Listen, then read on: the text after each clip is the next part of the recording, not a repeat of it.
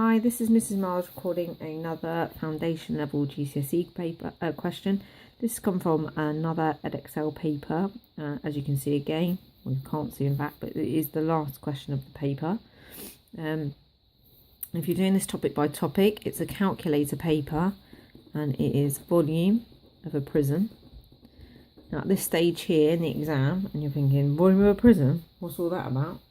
Every year you get stuck, particularly near the end, you think, right, okay, I have no idea what to do. Always have a look at the formula sheet. Now, this has come from an international GCSE thing, so it looks slightly different. You won't have these bits here. You'll basically just have those two formulae there. But if you look, volume of a prism is the area of the cross-section. When I did it with you guys, I said like area of the end piece, okay, which isn't technical language, but to be fair, it makes sense, times by the length or the height. So if we compare that to what you've got, you have got a prism. Because remember the game? Prism or not a prism? Again, sorry, apologies. This only makes sense to you if you're one of my lovely year 11s. But there's the end piece. So that's the cross section. So we've got to find the area of that. And then we times it by the length.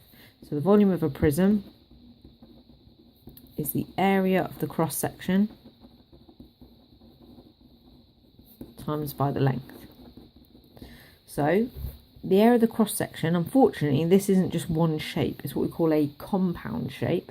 So what I can do is I can split it up into two pieces, just like compound in science, more than one element joined together. This one here is more than one shape joined together. So I know that this is a rectangle here. So if we write here cross section, or until I move it, Ross section. Naughty phone. So I've got cross section. This bit here, let's call this bit here A and this bit here B. So to find the area of A, I do the base. Now the base of this one, be careful, it's not 11, it's 5. So 5 times 7 for A plus B. Now this bit here is 11. This bit here is 5. So to find the difference, we take that away. So that bit there is 6. And just check, 5 add 6 is 11. So the base of this one is not 11. The base of this is 6.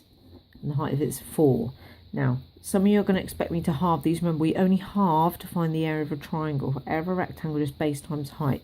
So I've got 35 plus. Now, this is calc aloud. Okay, not me showing off because I will use my calculator in a minute.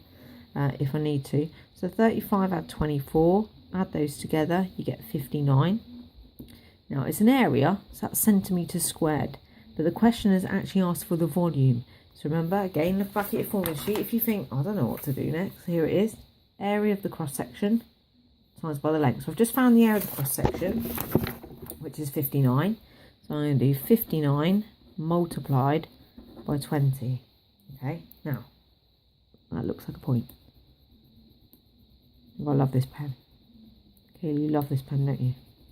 If you were still in my tutor group, you'd be pinching this pen right now out of my drawer. No, you wouldn't, because you're such a good girl. Right, so 59 times 20, because that's how far it goes back. Oh, my watch telling me to start moving. Okay, so 59 times 20. If this was non-calculator, remember, you could go 59 times 2 is 118, and then add the 0.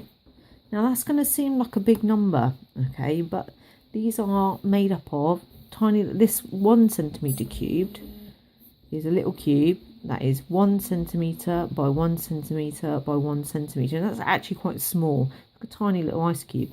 Okay, and you would fit a lot of them in this shape if it was solid. And that's it, 1180 centimetres cubed. 1180, 1180 centimetres cubed. Anyway, I hope that helps. And I'll be back again tomorrow to record another question. Take care. Bye-bye.